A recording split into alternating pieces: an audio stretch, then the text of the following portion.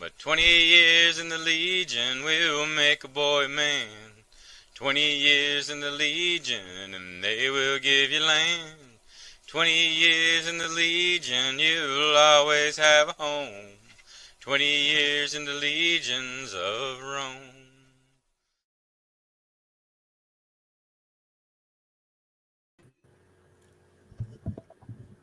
Hey everyone, welcome to the second series of How Shit Works. In these series of shows, we'll cover the Peerages. Tonight's episode is on the Chivalry, where we'll discuss what happens in the order of the Meridian Chivalries, meetings, the rules, the procedures, and then after all that boring portion is over, we'll get into what we actually talk about. Maybe we'll get in the end, we'll bust some myths. I'm one of your hosts, Graf Ulrich. I'm a knight, a pelican, and a royal peer. As always, I am joined by Das Ritter der Katzen himself, my co-host, Sir Eric. Hi, everyone. I'm Sir Eric, Knight of Kittens, Bringer of Joy. I am a knight and a territorial baron.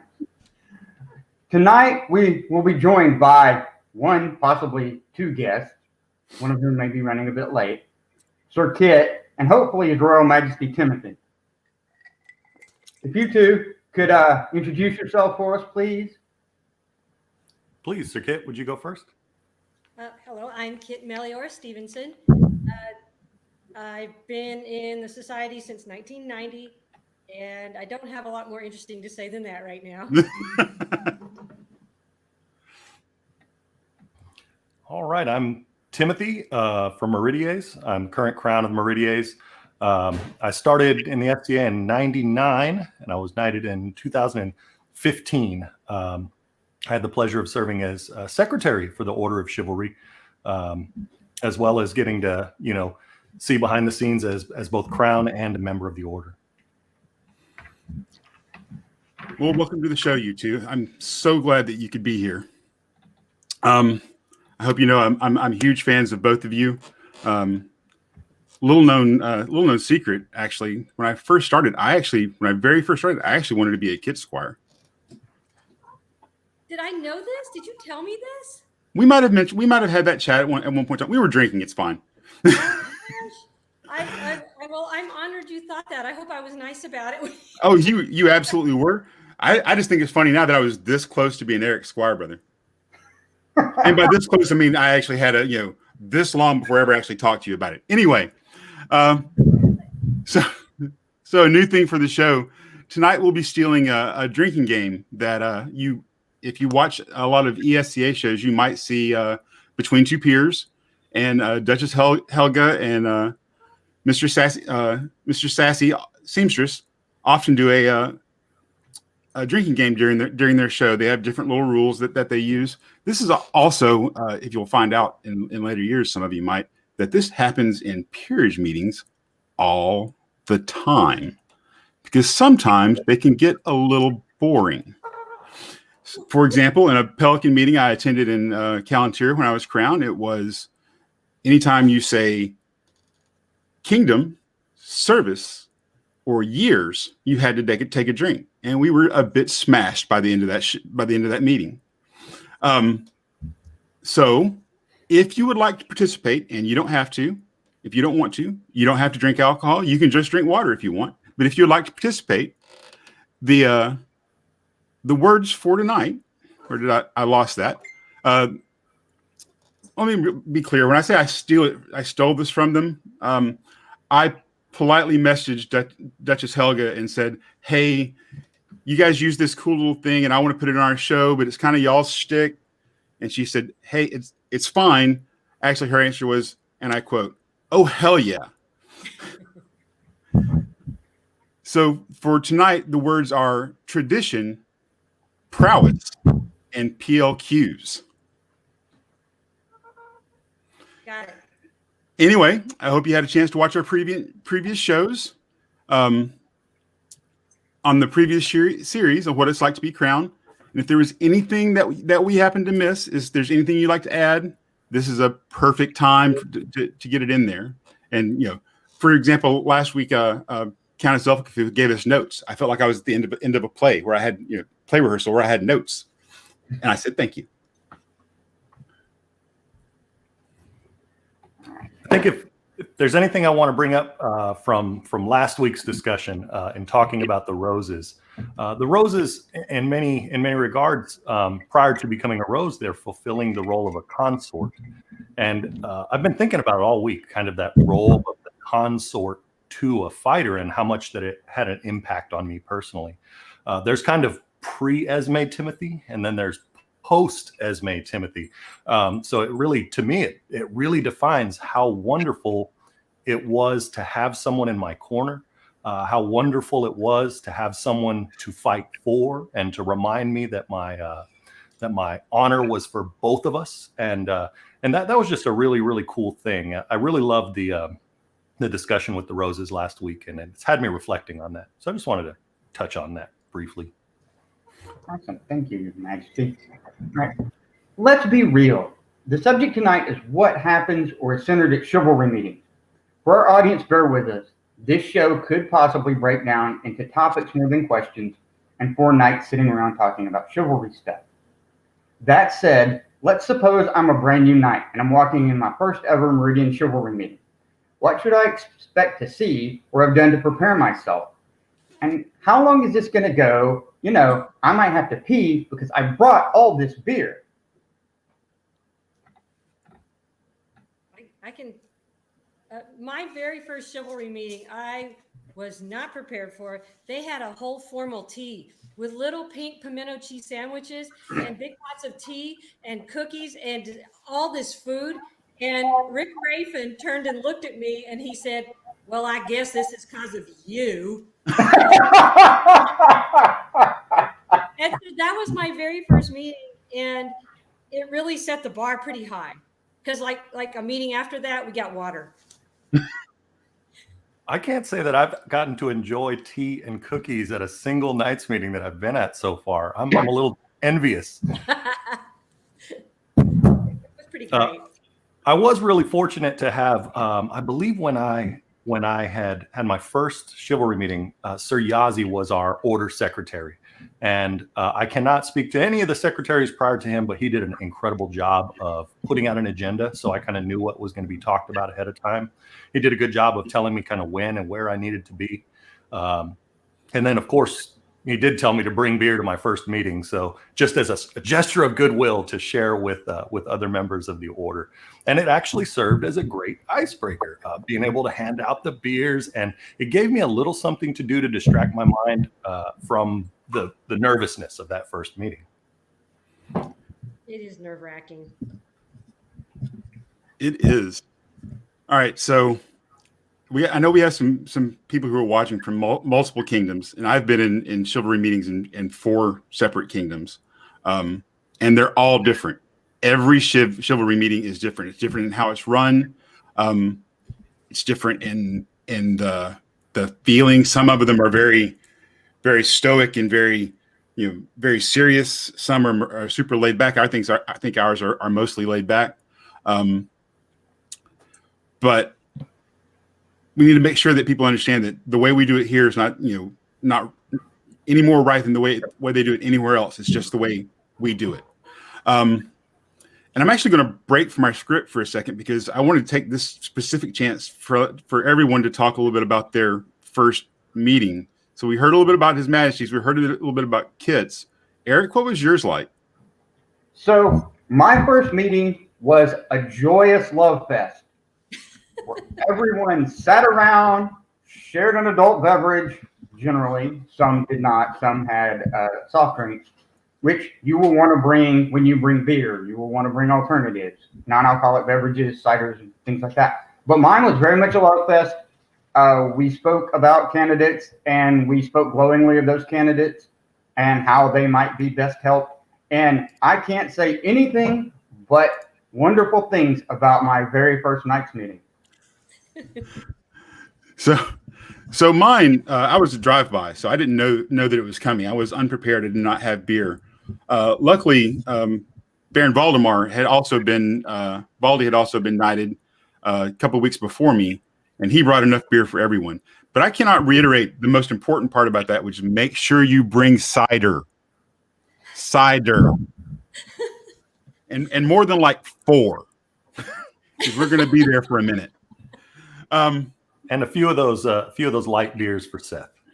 Right, and a few light beers for Seth because he doesn't drink real beer.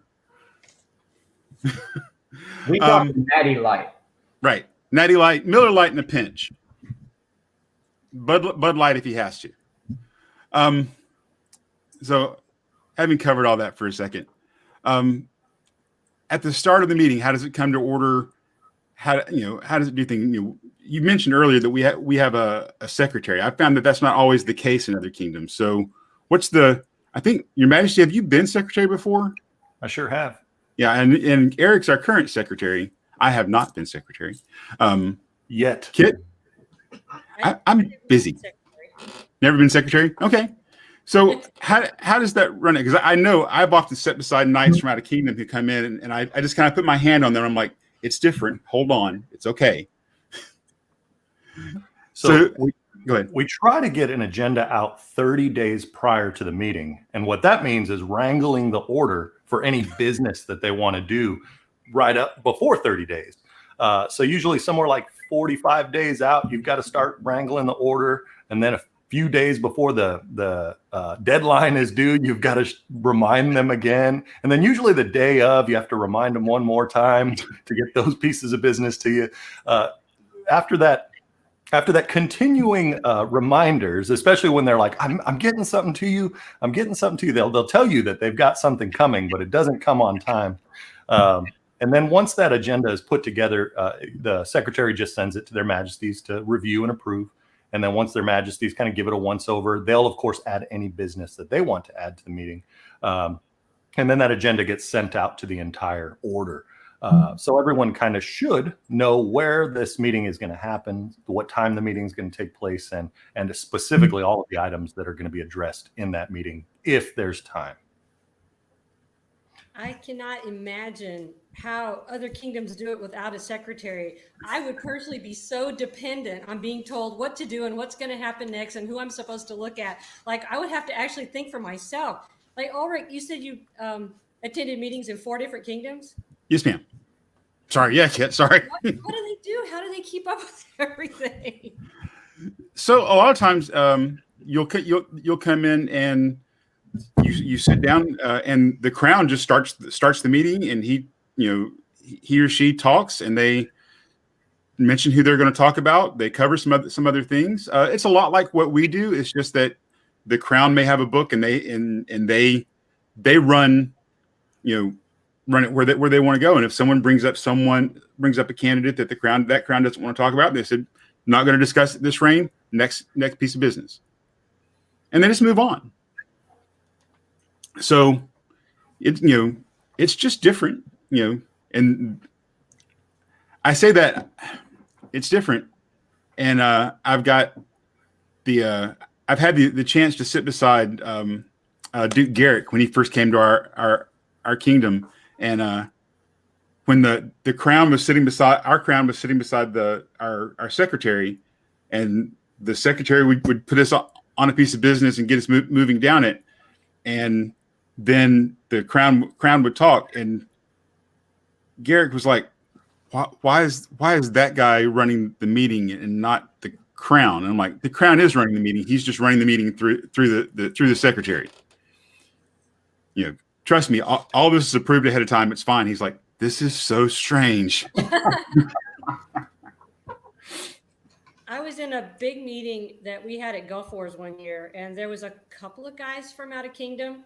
And this was like one of the proudest moments I ever had as a Meridian, because towards the end of the meeting, I can't remember what the guy's name was, but he stood up and he said that he had such a nice time at our meeting, and he just couldn't believe like how much fun we were having and all this camaraderie.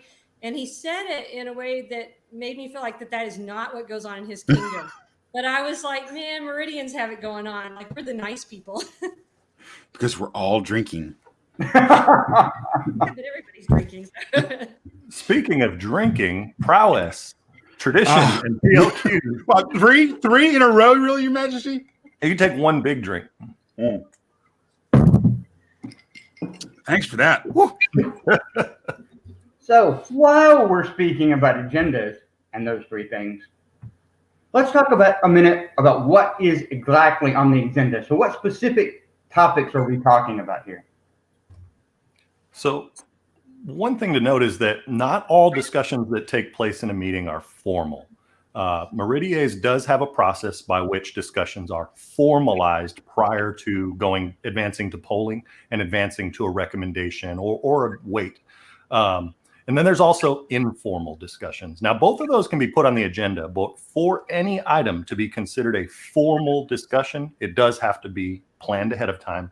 Knights need to receive that information 30 days in advance and know so that they can send their letters, send their proxies, or make plans to attend if they have passionate items to discuss about any topic that's on that agenda.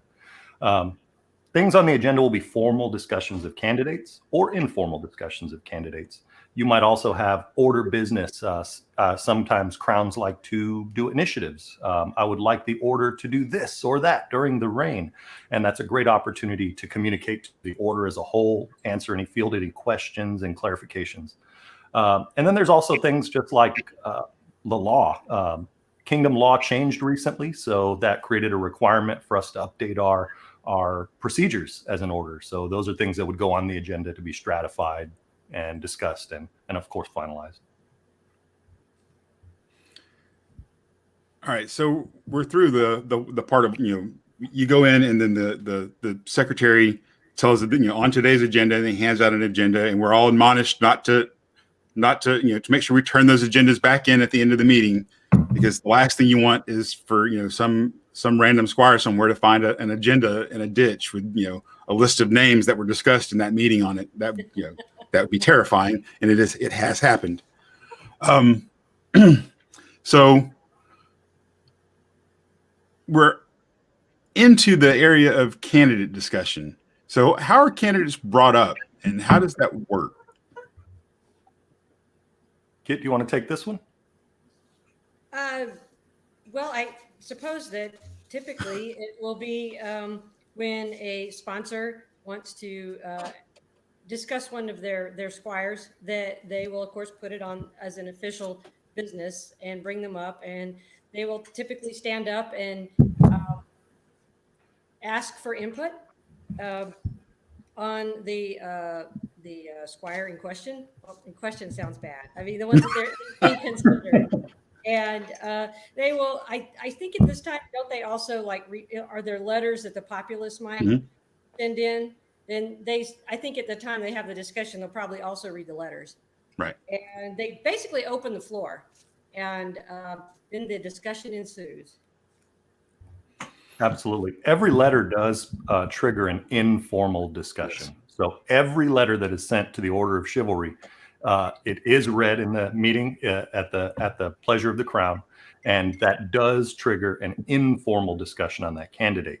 That doesn't mean we would poll on them that meeting. Of course, right. We would discuss it and find a way to get the feedback back to that particular individual's sponsor. I use the word sponsor because not every candidate that's discussed is a squire. Some have just never taken a squire's belt. Some are already a peer of another order. So each candidate does have a sponsor. That's kind of one of the things that's outlined in our procedures, is that any candidate to be discussed, whether it be formally or informally, will have someone bring that information forward. We would like to discuss this candidate. You're kind of taking ownership over that that person, and you're taking ownership over getting the feedback back to that person discreetly and professionally as possible, without saying, "Hey, we just had a big talk about you. This is what we said."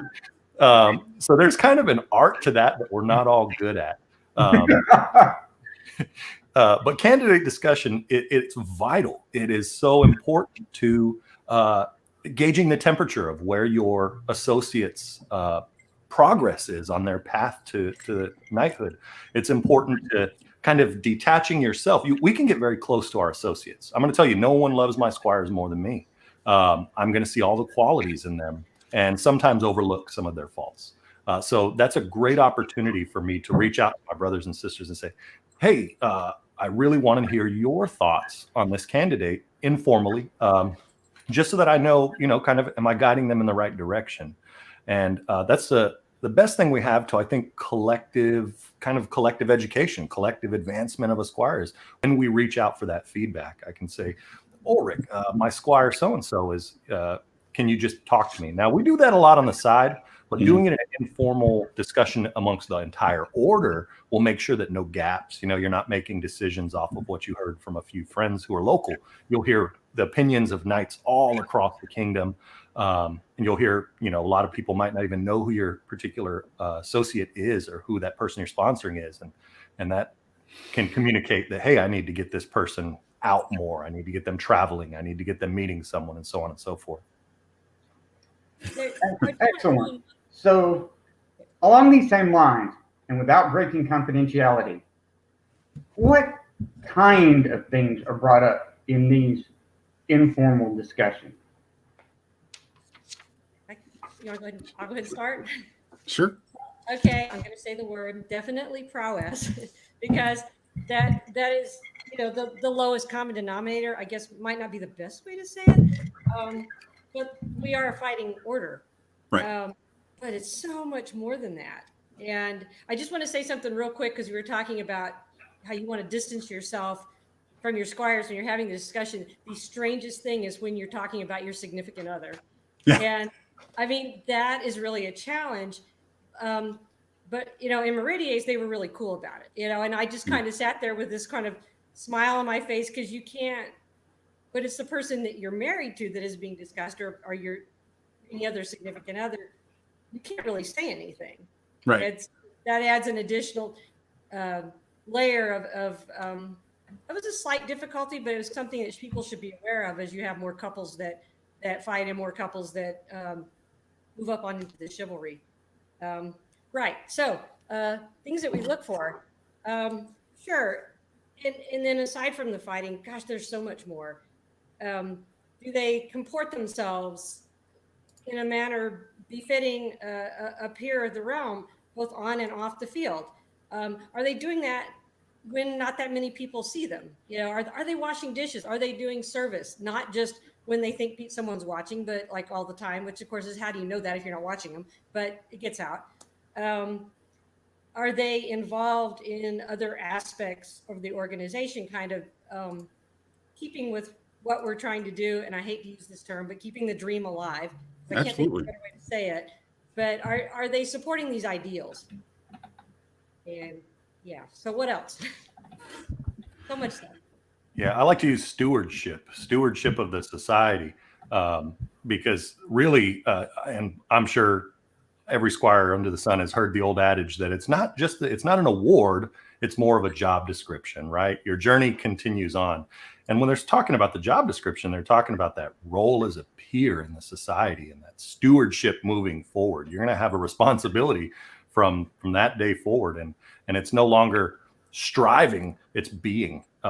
You're still striving absolutely to get better every day, but you don't have the wiggle room to make mistakes that you used to, because now you can stain an entire order with your mistakes.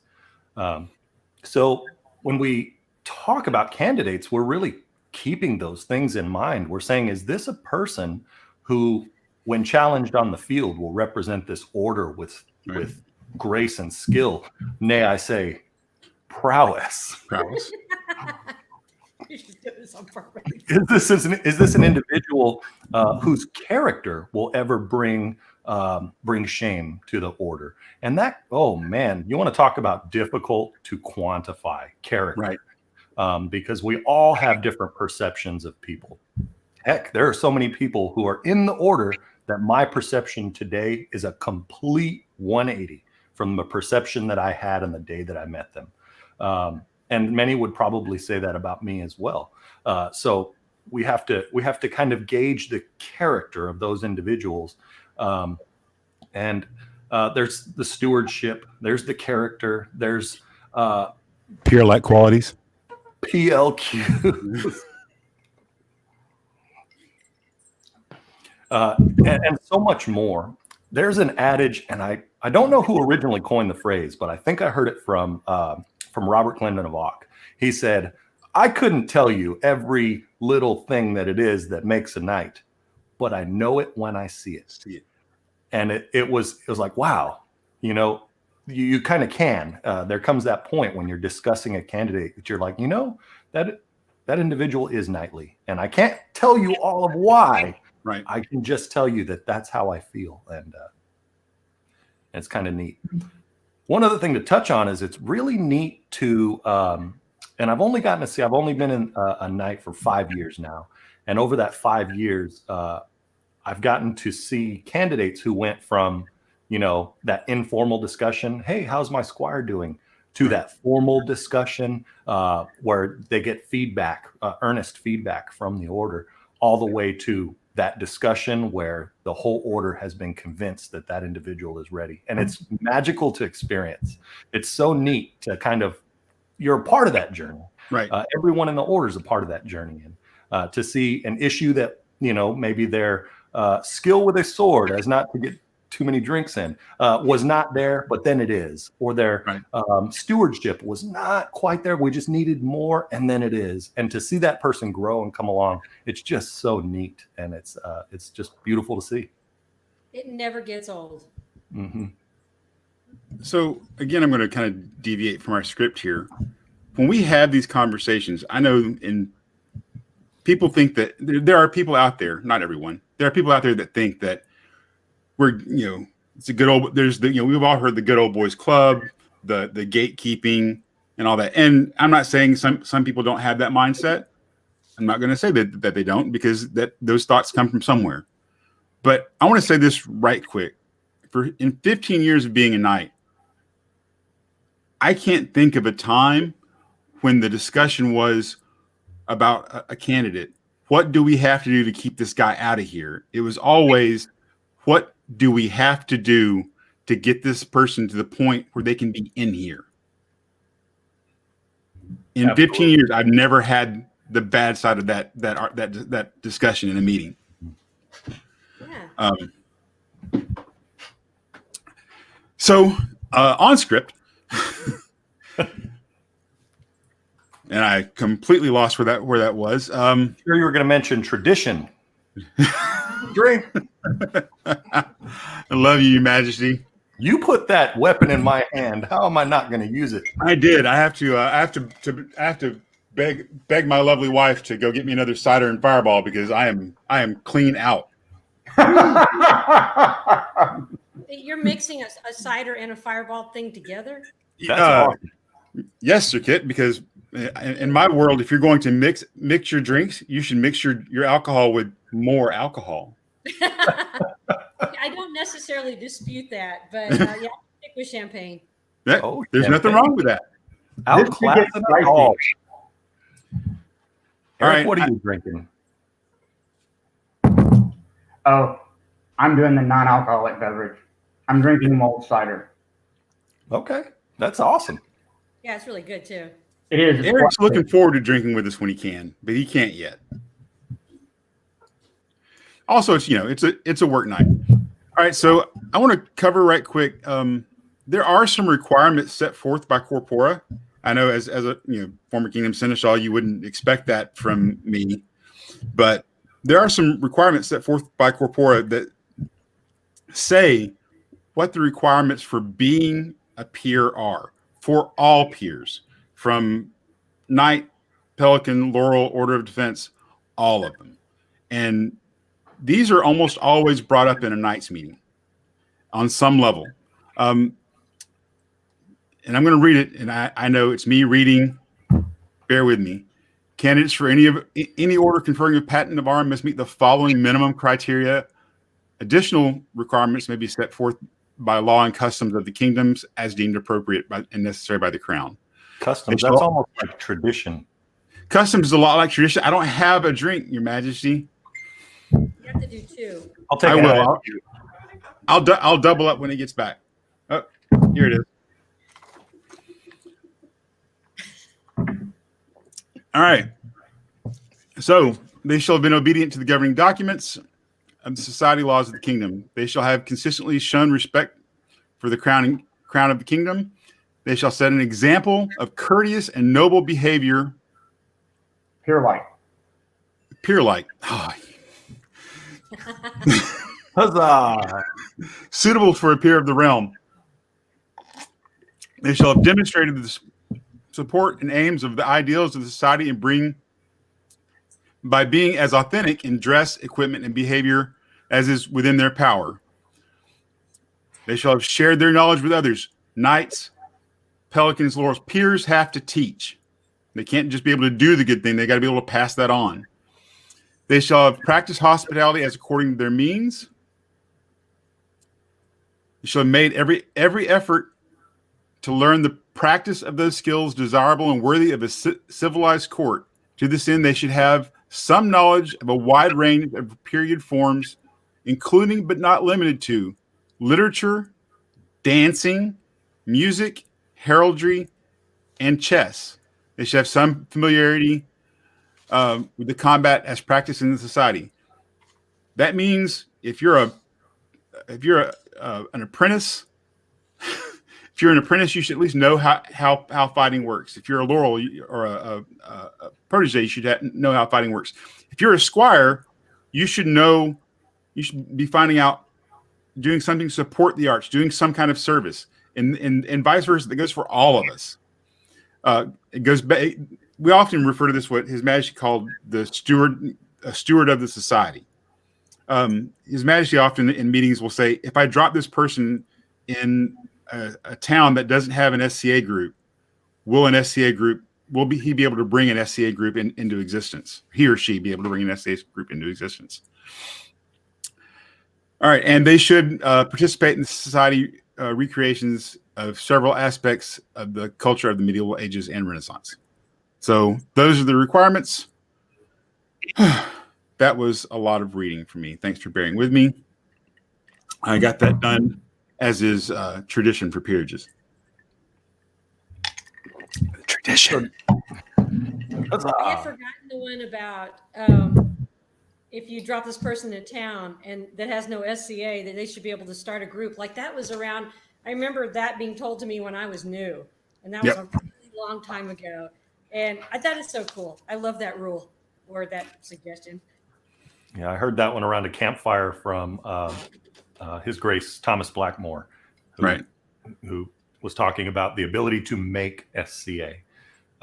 If there was one thing after, sorry everyone, prowess, that makes a knight and a peer, that it is the ability to make SCA. And when you think about that, what it is making SCA, it really does talk about everything that was mentioned in that corpora. You want to set the example with your character, with the clothing that you wear, with your kit. You want to set the example with your enthusiasm for all things medieval and all things of the society. And you want to share those skills with others. You want to recruit, you want to invite, you want to be as generous within your means. And I love that terminology because everyone's means are a little different, but just that idea of generosity is still so beautiful.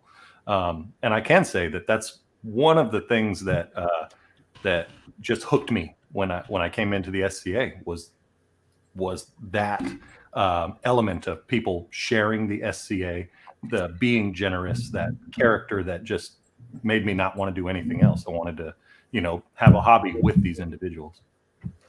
I am pretty sure that my family, who's not in the SCA, wish I hadn't shared it quite so much. I was so enthusiastic as a news person. I didn't edit at all. Like I didn't think about who. Like I just assumed because that everybody else in my large family would love it because I did, right? And it's so great, and we all like the same things. Oh man, my dad finally told me just to stop talking. That's awesome. We call that enthusiasm. So we've covered the procedures for bringing up a candidate, what the discussion is, and the requirements. Once all that's over, though, what's the process for recommendation, and what happens if a recommendation is positive or negative, and what if the Crown disagrees either way?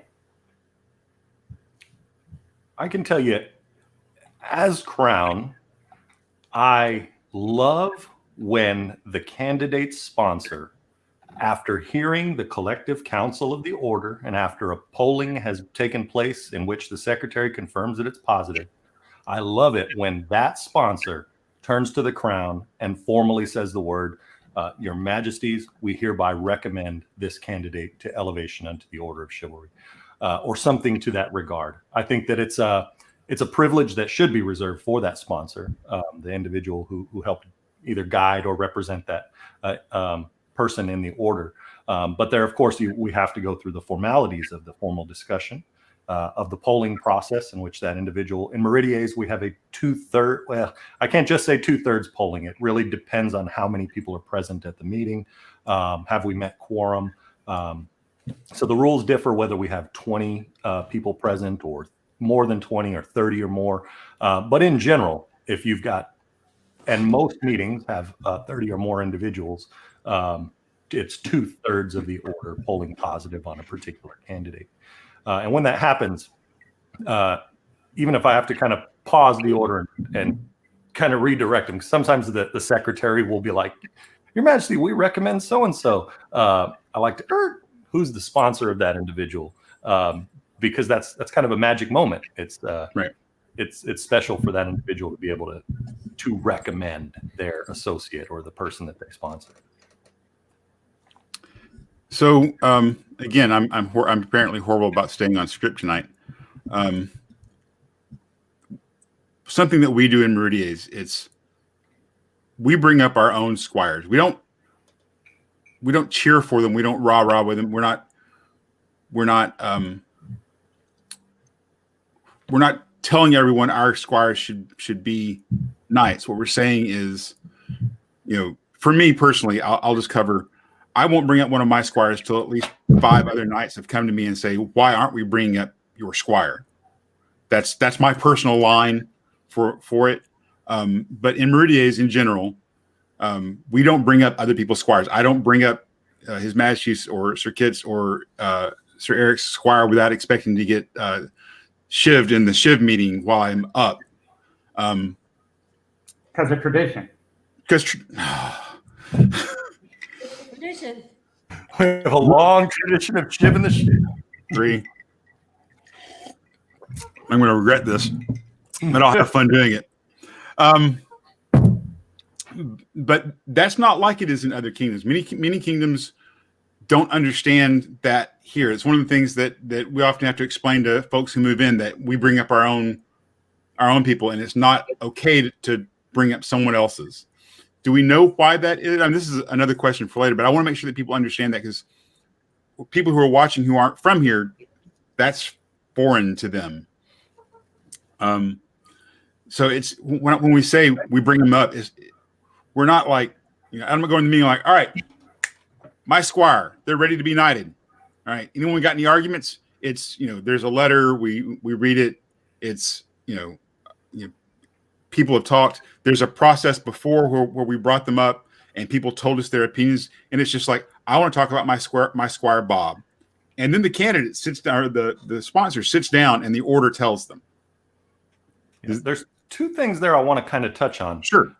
One of them is that a lot, and this is not intentional, I swear, a lot of our traditions that we have in Peerages, here, they came about from an action that had occurred. In some cases, I hate to say that there were not people trying to circumvent the rules, not trying to just browbeat the order, but usually there's something that happened. The requirement for a formal discussion that is announced 30 days in advance, there's a reason we do that. We do it because once upon a time, someone probably, without saying any names, tried to spring a candidate on an order at an opportune time. What they might have thought was a favorable meeting of the shiv. They might have been in a particular region of the kingdom. They might have been in a particular collective of fellow members of the chivalry, and saw that as an opportunistic time to bring up their candidate. And as a collective, as an order, that kind of rubbed people wrong. And they're like, whoa, we shouldn't be ever trying to bend the rules or trying to look for that opportune time to bring up a candidate.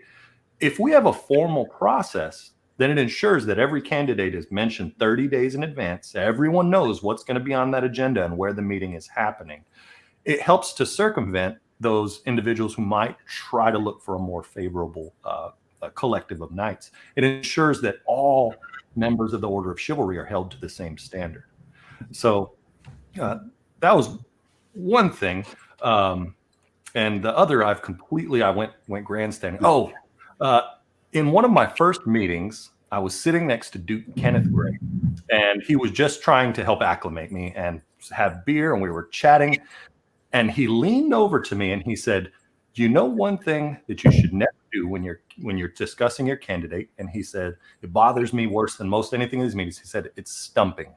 He says, "We're not giving political speeches. We're not giving an impassioned St. Crispin's Day speech. We are hearing the counsel of our order.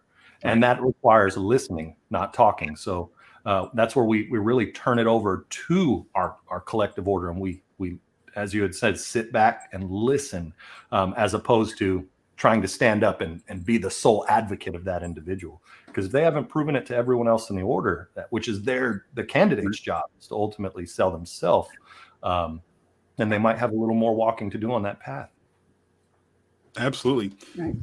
So we've spoken about what happens when a recommendation is positive, and I think I can speak for generally all knights when I say that's what we all hope that we can get to every time. That our goal is, if at all possible, to welcome as many people to our order, given the strictures that we have and the standards that we must uphold. But sometimes we know they're not positive. So what happens when they're not positive? And then what happens if the Crown doesn't agree, either positive or negative, with the recommendation of the order? I think Your Majesty has probably the most insight of anyone into that. Let's split those two up and address the first half regarding what happens when there's a negative discussion. And Sir Kytte, do you have any experiences you want to talk about there? That's because I've noticed, and from that we did try to keep it all positive and constructive. Like in the meetings, in all the meetings I went to, and I think, was it Ulrich? Did you mention this before? It was never like, no way how we keep this candidate out. It was, right. There are issues that we have, then we all talk about it, because it's really important, because you can't just operate in a vacuum. And there is, some back and forth, because there might be like one person who had a negative experience with a candidate and 3 who never did. And that happens a lot. It's a big group and it's a big kingdom. And, we try to, find some equilibrium, but if it's in the general consensus is there's some issues that maybe the candidate still needs to work on, then it's all, brought to light.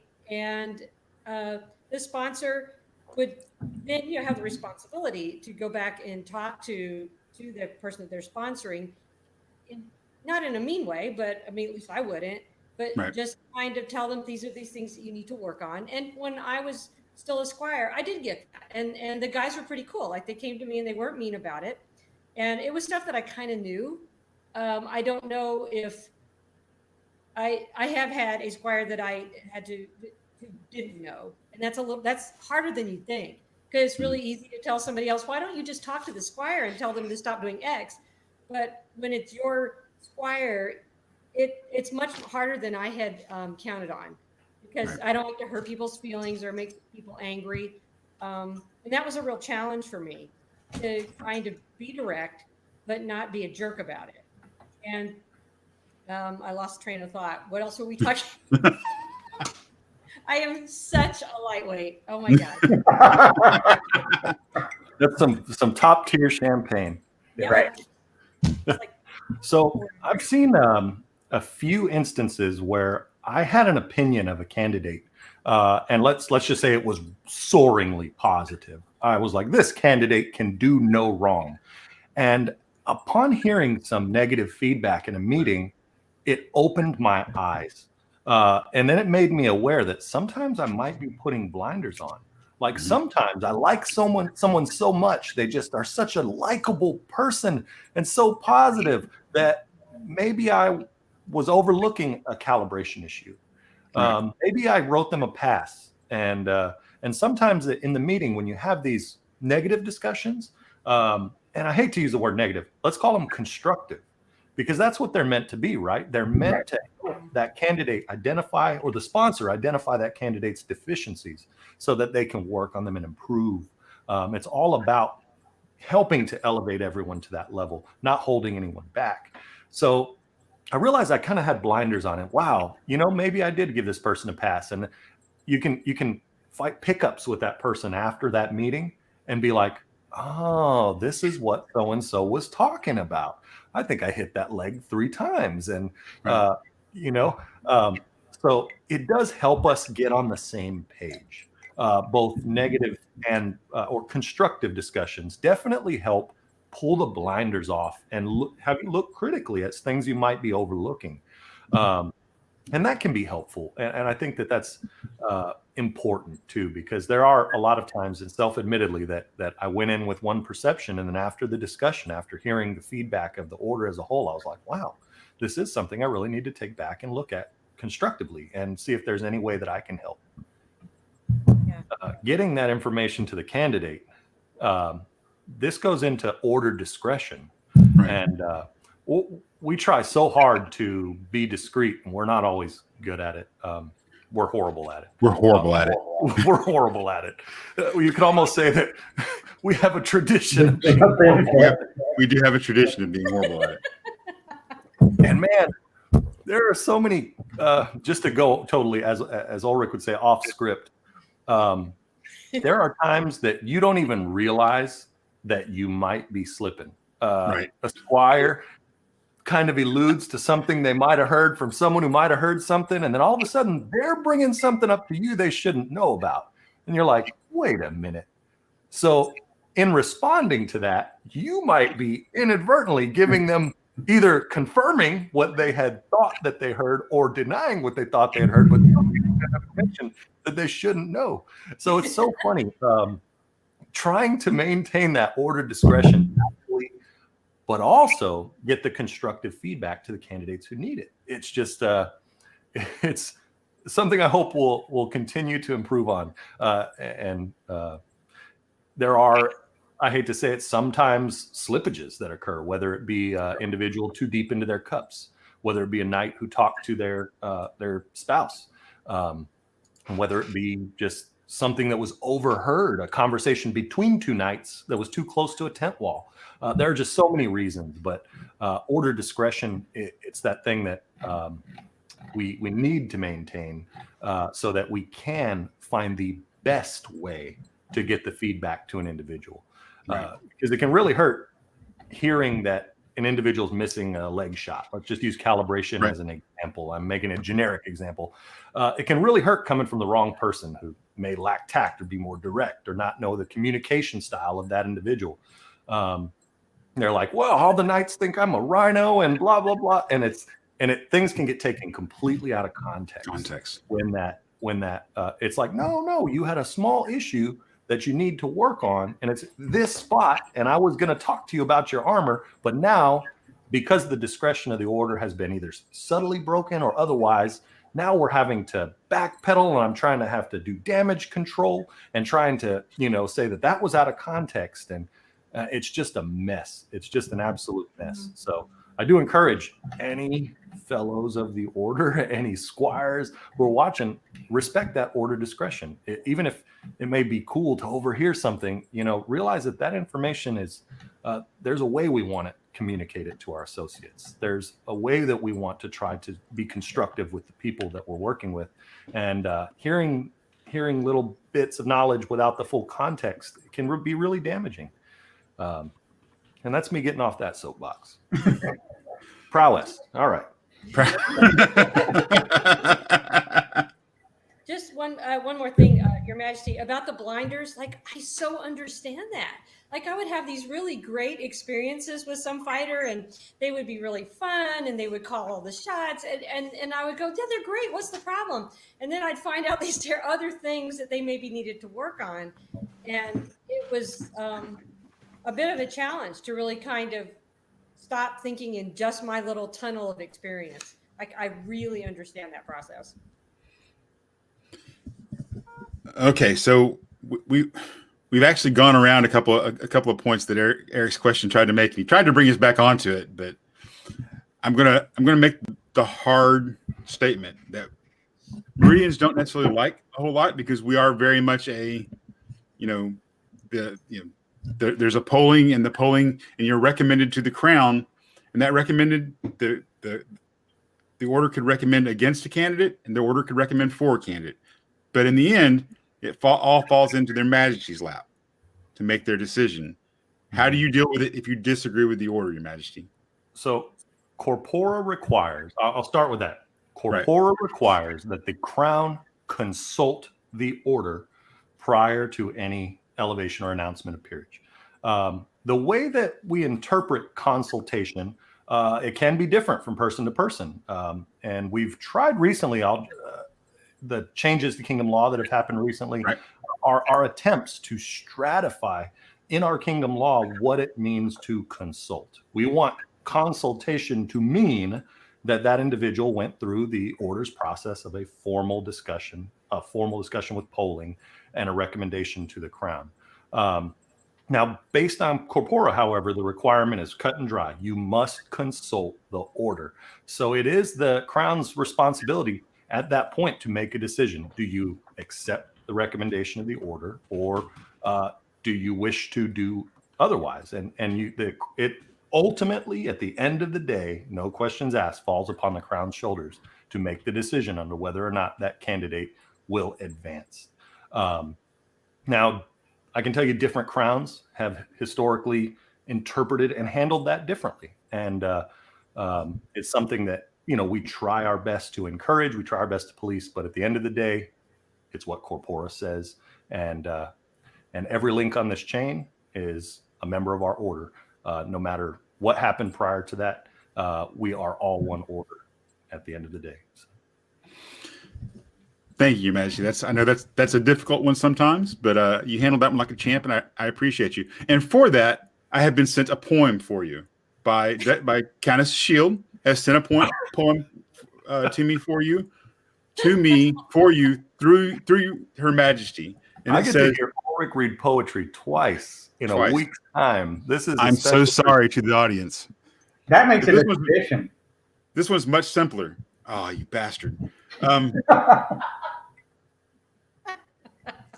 This one's much simpler than His Majesty's poem. It's very simple. It's tall fighter with shield, fights a lot. Yay him! That was a masterpiece. That's for my squire, y'all. You can read it to Caspar. You can read it to Aelonon. You can read it to Sir Kale. This one was for you, Your Majesty. I say that all the time when I reuse my poems.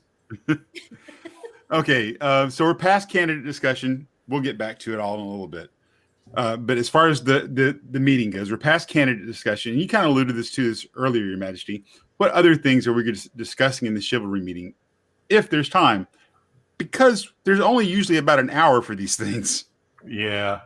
Oh, man. So many of the events where a chivalry meeting is, there's also a meeting of another order. There's so many other responsibilities. Hey, we've got to finish this tournament. We've got to knock out these 3 meetings. Then we've got to go prep for court. We've got to get ready for feast.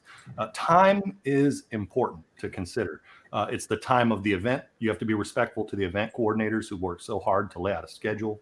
You have to work so hard just to be respectful of the time of all of the people who are coming to these meetings and sitting down. They want to enjoy their event too. And you have to be respectful to the time of the crown who's bouncing from meeting to meeting to meeting. So with that said, not every item always makes it to the top of the list. There is a degree of prioritization that has to happen. Some items we do have to, hey, let's cut this short. Let's table this conversation. Let's take it online and move on because we've got a lot of business to get through. And that's where having a secretary really does help. That's another benefit, is the secretary can kind of check the watch and nudge their majesties, or vice versa. Does anyone have anything negative to say on this candidate? Yeah. Oh man.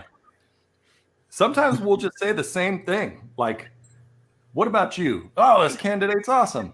Eric, this candidate's awesome. Ulrich, this candidate's awesome. And after you've heard that 3 or 4 times, you've got to pause and say, does anyone have anything bad to say?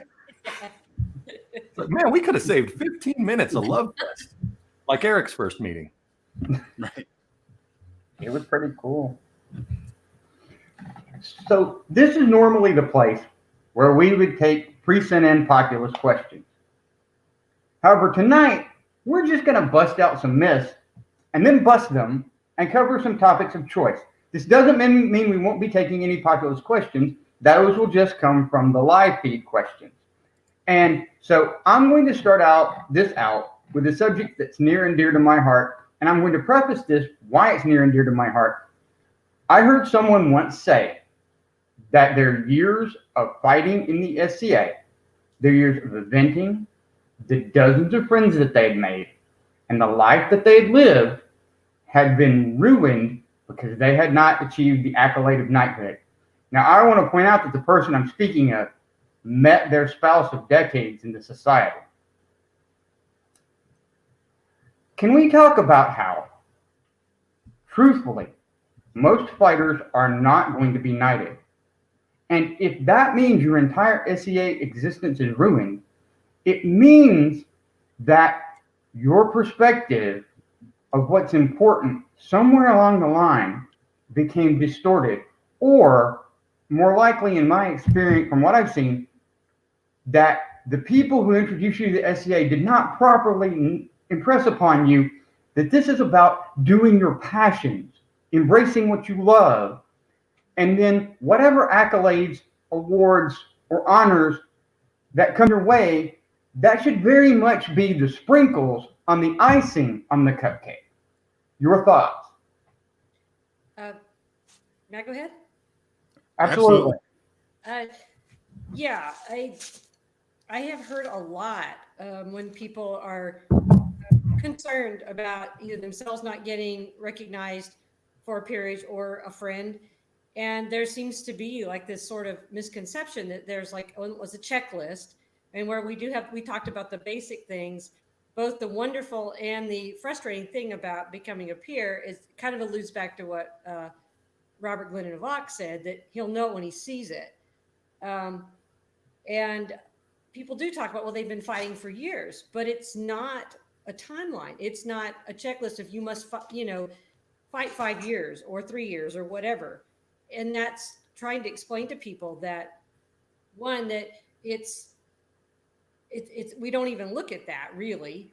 And the other thing is, when they do get really obsessed by this kind of sense of indignation, they are supposed to be doing this because they love it. And if you're not doing it because you love it and you're just looking to move up a few notches, then it just becomes a job.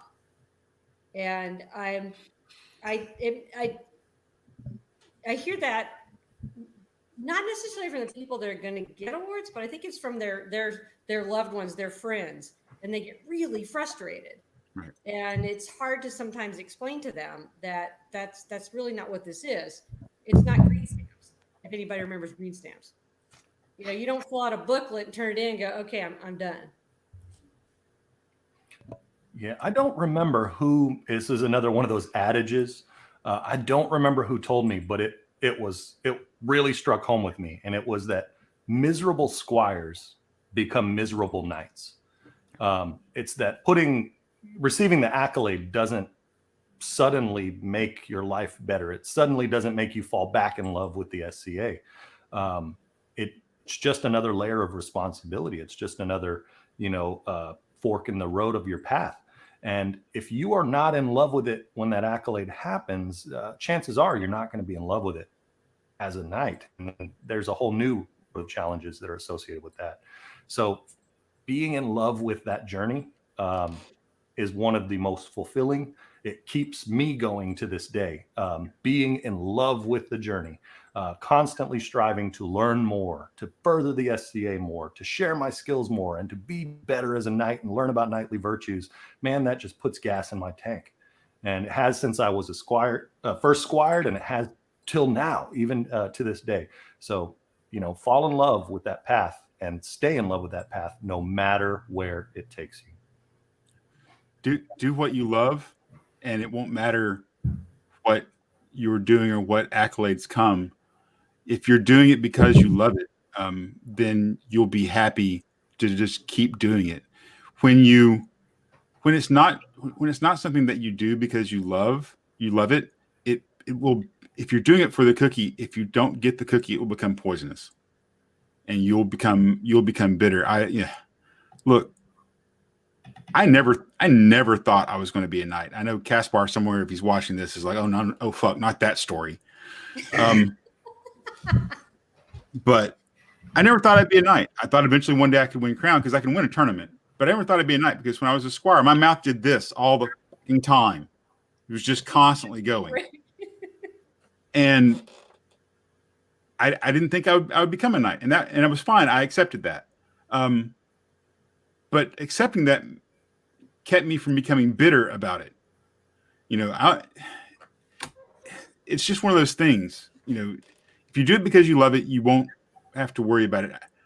When I got knighted, there was a fighter that was so upset. He was like, I've been doing this for twice as long as you have, and I don't understand why you got knighted and I didn't. And I'm like, I can't answer your question. He actually asked me. I'm like, I can't answer your question. I didn't expect to be here. I don't know. And I sometimes I still don't. So I would like to just for a moment reiterate something His Majesty said. Whatever you think knighthood is, knighthood is the single most pressing responsibility so far that I've seen in the society. I'm sure His Majesty would have a different view given the challenges of being crowned in the COVID era. But that said, there is not a day that does not go by that I do not feel some pressure to live up to the standards of my order in regard of my brother and to not let anyone down. And it wears on you day after day after day. And there are a great many wondrous and very cool things about being a knight. None of them get rid of that pressure. Eric, I absolutely hear you. That deserves a POS. So we'll move on to another question. That one got a little bit. So can we talk about how that the members of the Order of the Chivalry are not monolithic? In other words, if a knight comes to you and says, hey, great job on that, you're really X, or even, hopefully not, but even terrible job on that.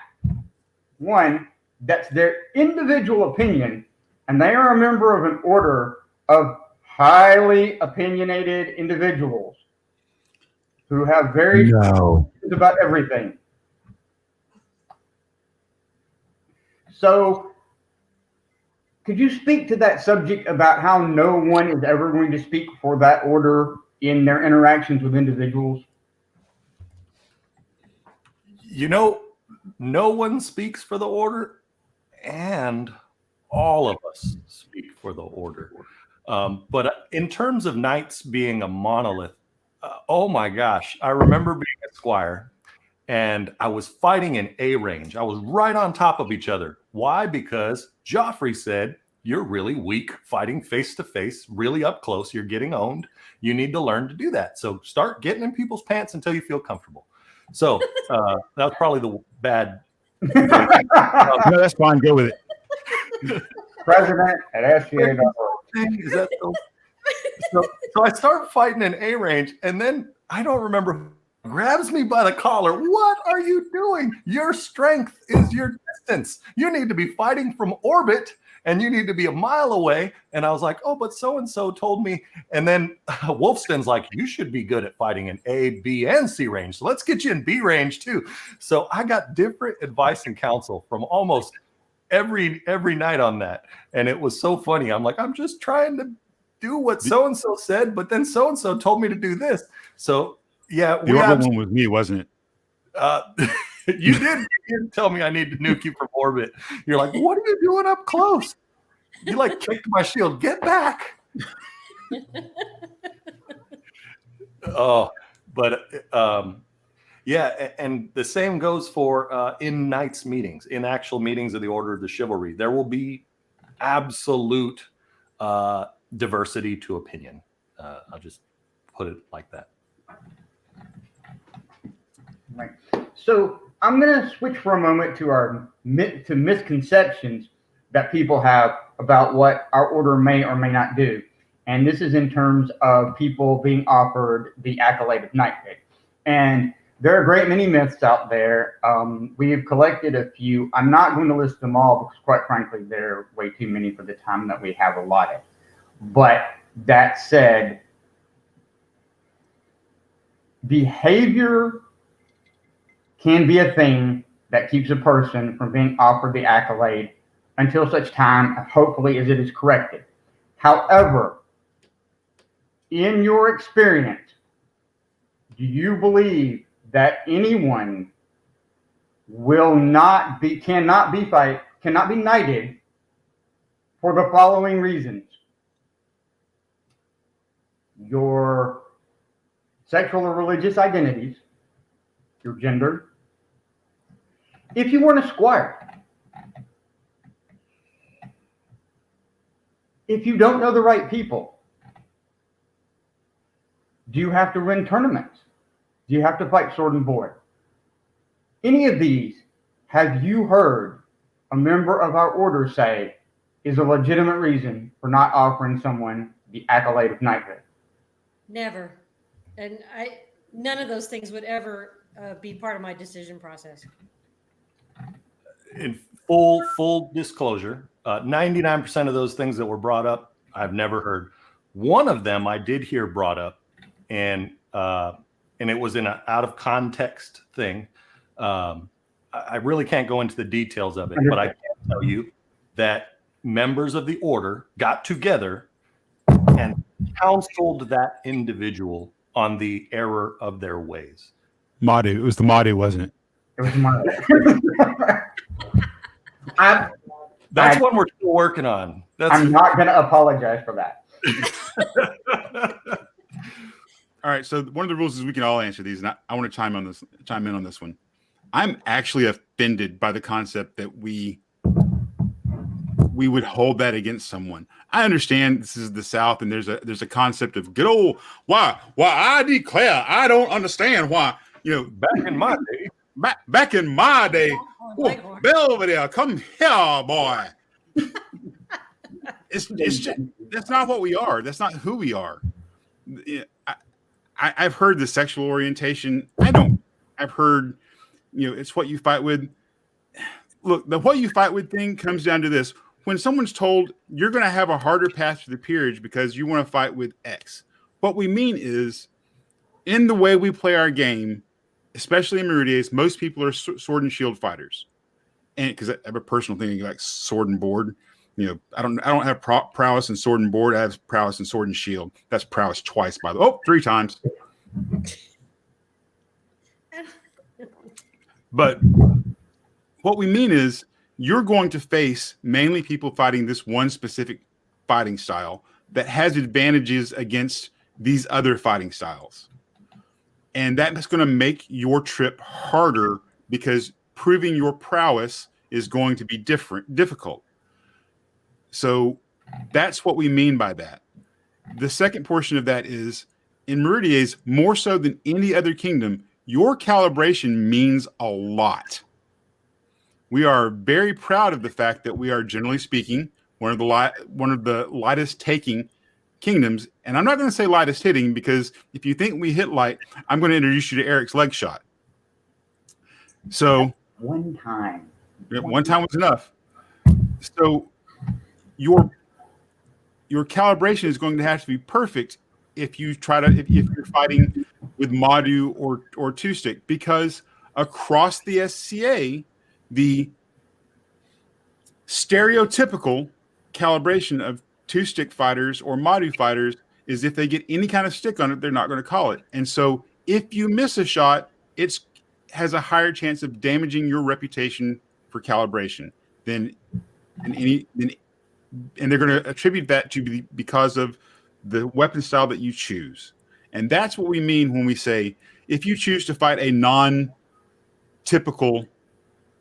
weapon style, you're going to have a harder trip. We're not going to actually look, as much as it will turn my stomach personally. If you are an amazing, clean Madhu fighter, I'm still gonna poll positively on you as long as you're clean. That's the big thing on me. And I don't mean, I do mean a little bit, make sure you bathe, but I mean also make sure that your calibration is good. If you're an amazing Madu fighter and you can do that, more power to you. Now, there are people that are gonna be like, please use something else. But they're still gonna poll positively on you for it because you kicked their ass. As long as you also have the thing other than prowess. That's two extra, by the way. Sorry, that's my soapbox. Excellent. So the next question I'm going to go into is one of my least favorites, but I feel like that we should talk about this because it's I believe a misconception that many people do have, and that is how our order polices those of us who go beyond the boundaries of honor and chivalry. The reality is that there aren't that many tools available to us to do so. Would you, the three of you, like to speak on just what little we are allowed to do in that regard? Oh man, that is such a hard thing to do. And I feel for the people that are not in the order, and they might have a concern about a member of the order, and I feel really badly about it. And it's one of those things, again, while it's easy to say, why don't you just go talk to them? And it's so much harder to figure out how to handle it within the circle.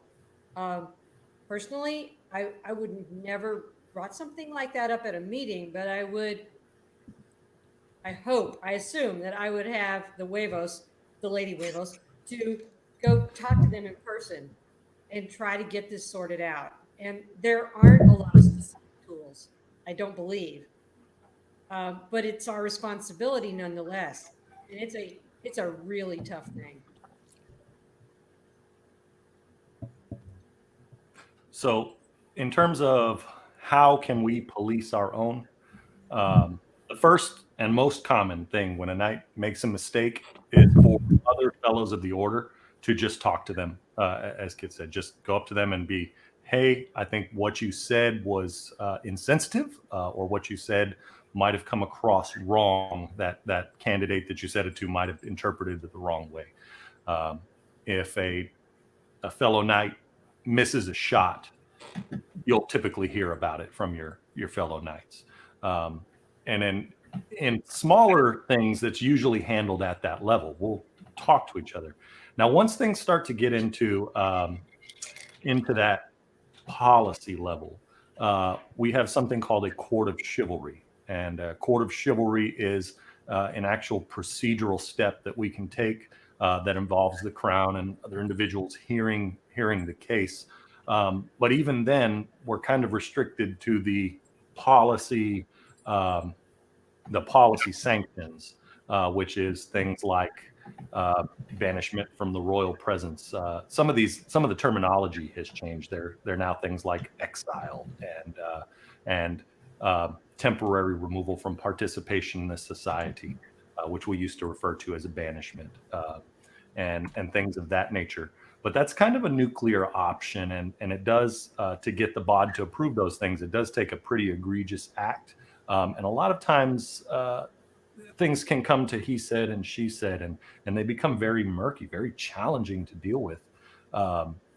And especially when it's opinion, so-and-so said my garb looked ugly, and they were a knight. Now I hate all knights. It's like, okay, let me go talk to that knight about being a little bit more tactful in the way that they try to constructively criticize the garb of a member of the SCA. But at the end of the day, unless we wanted to escalate it to a more nuclear option, if we can't handle it at that local level, there's not a whole lot we can do, though we're striving to try to do more. We are trying to codify how to handle complaints that come to the order. These are things that we're looking at, but it's constantly evolving, and there are varying opinions on how we should and can handle that. All right, so we're past the populist question, the written in populist questions, and we're to the live feed questions. So Some folks have sent me some personal messages wanting to know about things that they had asked us to. We probably have 30 more populist questions that we could cover, but we're almost out of time. So we'll look at either doing another show, maybe a bonus midweek show some point to cover some more of these. There's a lot of good stuff that we want to cover, but the idea of voting blocks and the fact that really there aren't any, trying to get all of us individually minded people to vote one specific way is difficult at best. But anyway, so we have a couple of questions from the live feed, which the first one from Anonymous, because I didn't see who it was, is how does the order look upon someone who has taken a sabbatical? So life bit them and they had to step back for a few years and their prowess has waned. Kit, you want to take that one? Well, since I am such a person who's taken a sabbatical, I can only report on my own experience as I gradually kind of try to get back in. Everyone's really cool about it, but I'm probably not the person to ask here. I need somebody who's on the other side of it, who's continued to be very active. I've seen it happen a number of times. Individuals will take a break, whether it be, kind of fairly short, a few months, all the way to years. And at the end of the day, the criteria never changes. Where they are in terms of meeting that criteria, that is on them. Some people can jump back in without having lost a step. And some people will jump back in and have a few issues that need to be worked out. I've seen individuals who took a break and came back better. But sometimes it just happens. It clears their head to get, whatever roadblocks they had to their confidence are gone, and now they're back to having fun. There's one. I'm trying to filter here what I can talk about or what would be a breach of order information. Sure, because confidence is a thing. Yeah, there is a fellow knight who took a long sabbatical. And that fellow knight was a phenomenal fighter. They were probably close or cusping to what I feel. And I wasn't a member of the order at that time. I feel the order might have been talking about them, but they left for a long while. And years later, they came back, and it was really interesting because when they came back, they fell back in love with it. It was no longer like this weight on their shoulders, but it was like this, I've come back to the SCA because I just want to have fun. I want to get back to my roots. And that's what it took. That removed if there was one roadblock, it might have been that they were putting so much pressure on themselves or they were striving so hard. So the sabbatical actually helped them to fall back in love with the SCA, and that individual is now amongst the order. And I've seen that a few times where an individual, whether it be from an injury or from a long trip, and I've seen a few squires who have come back, and I never got to meet them in there before they left. I've only gotten to see them after they've returned, and I've just been astounded with how fun and how much they love it, and they're incredible fights, and they're just a pleasure to be around. So sabbatical can definitely sometimes help clear your head, but when it comes to how does the order look at somebody, the standards never change. And I'll just put it there. That's a perfect answer, Your Majesty.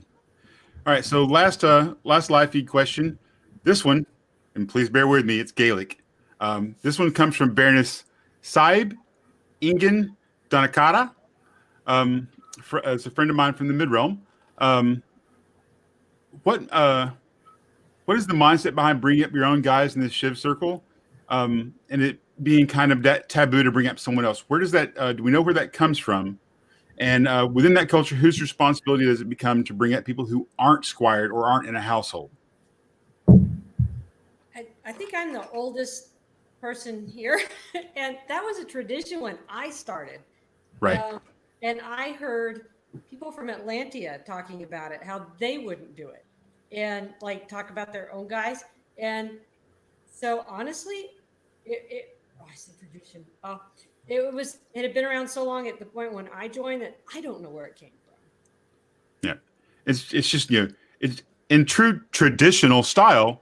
It's just been around for it's part of the Meridian way. This is the way.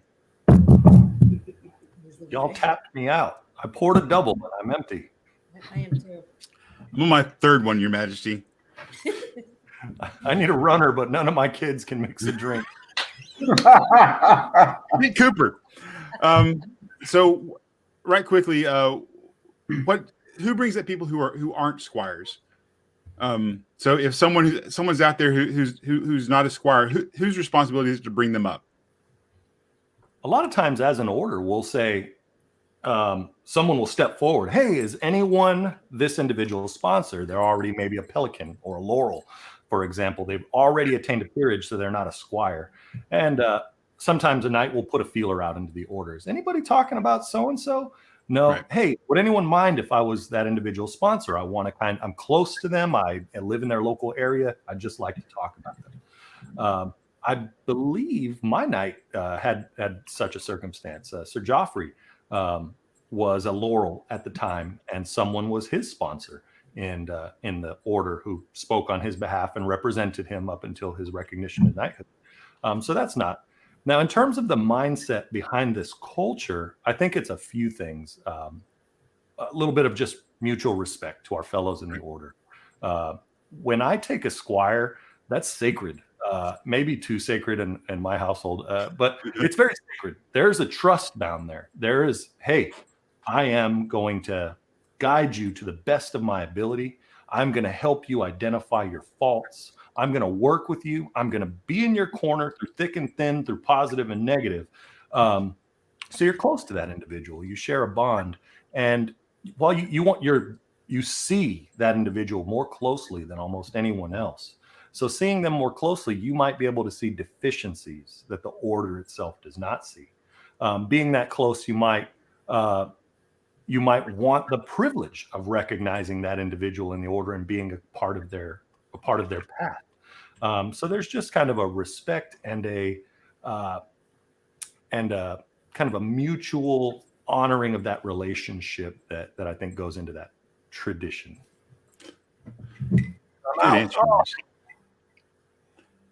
All right, so before Eric gets into the parting statements, I just want to say we understand that there's a lot of stuff that we didn't cover here. We really do. My Facebook chat is blowing up. Are you guys going to talk about next? We're out of time. We really want to keep these to about an hour and a half so that you guys don't get bored. We'll do more shows in the future, I promise. All right. Hit it, Eric. All right. So we're at the point of the show where I'd like to give you an opportunity to talk about anything that you feel that we missed that you'd like to cover. I've got just one thing. Oh, Her Majesty's joining me. She wanted to jump in. I don't know if it's about last week's thing or just to thank you, but hey, Your Majesty. Hey, I had been working on this poem. I really, really wanted to get into it, and I'm gonna have to do that on a later date because we have some business with one of the people on this show. That's right. That's right. In fact, Graf Ulrich, did you have business before us today?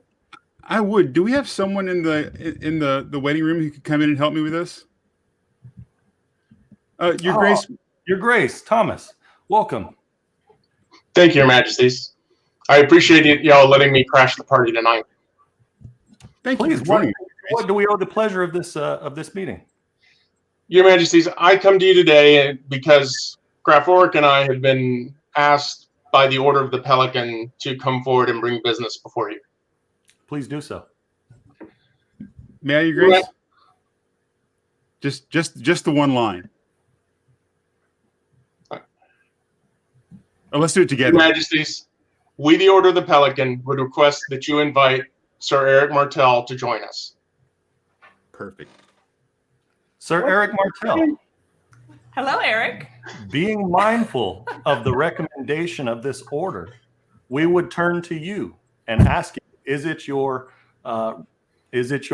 desire to join this most noble and august order? I would be honored, Your Majesty. I believe there's a writ. As a matter of fact, Your Majesties, there is. A Oh, beautiful how appropriate. writ. The Knight of Kittens. Unto the populace of Meridies and all of those in attendance, we do hereby grant this writ to Sir Baron Eric Martell, that at a future date of his choosing, he might be inducted into the Noble Order of the Pelican. And we are really excited for this, Eric. We hope that you choose maybe an event that we're king and queen at so that we can do your knighting and your pelicaning. Oh, thank you very much, Your Majesties. I will. You know how hard it was to sit on this the whole Right? time? To distribute, Your Majesty, to his peer-like qualities. May they always be a tradition. Oh my goodness. Is that the drinking game? Yeah. Oh my goodness. Yeah. Martell, Winter and bringer of joy, is for his many good deeds and his extraordinary example called to the Order of the Pelican. We, Timothy and Esme, crown Meridies, do joyfully charge him to arrange a vigil on a date of his choosing to contemplate his elevation to this noble order. Huzzah! Yay! Thank you very much, everyone. I'll endeavor to be worthy. You are You my are very worthy. All right. So did we miss anything? I mean, we missed a lot of stuff. Did we miss anything that we can cover in the last 4.5 minutes of this show? So, a question from the populace. Being a knight and another peerage, how do you balance the two? I have no idea. Thomas, do you find that balancing multiple peerages is a challenge? I do, actually, Your Majesty. There are sometimes conflicting pulls on your time, and you have to prioritize. And, arts events become more about being a laurel, but Crown List becomes more about being a knight, and every event is about doing service. So, Amen. Huzzah. All right. So we all kind of answered these, and thank you, Chris. Yep. Whew, dusty in my house. Do we have any shout outs? Are there any other shows that we watch? Are there any other people that are in the kingdom that are stepping up and doing amazing things? Anyone that you want to call out and just give some virtual love to?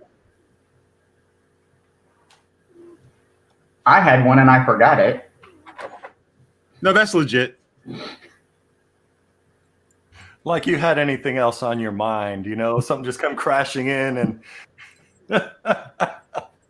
I want to thank those folks behind the scenes. Right now, we have Jessica of Osprey here helping behind the scenes to run this. We've got folks who help behind the scenes at our courts and our fireside chats. It's really easy to stand in the spotlight and say thank you, but there's just so many people doing the thankless work, the work that is that's not seen, and without them, we wouldn't have these incredible opportunities to speak to the populace, to talk about how blank works, to review Crown List videos, or to reward the populace. So for all of you working behind the scenes, just know that I do appreciate you, and I appreciate everything that you're doing to make this happen. It kind of keeps the heart beating in my chest when it comes to the SCA, because with fighting being my primary passion and not being able to do that, it has been very hard. This has been a trying few months, and y'all are keeping me going. So thank you.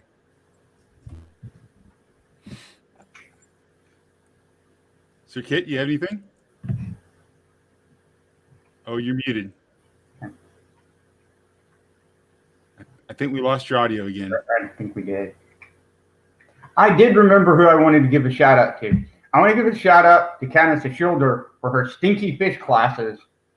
So if you have the time, you should get on her and get with her about learning about fish production in what I believe is the Nordic countries.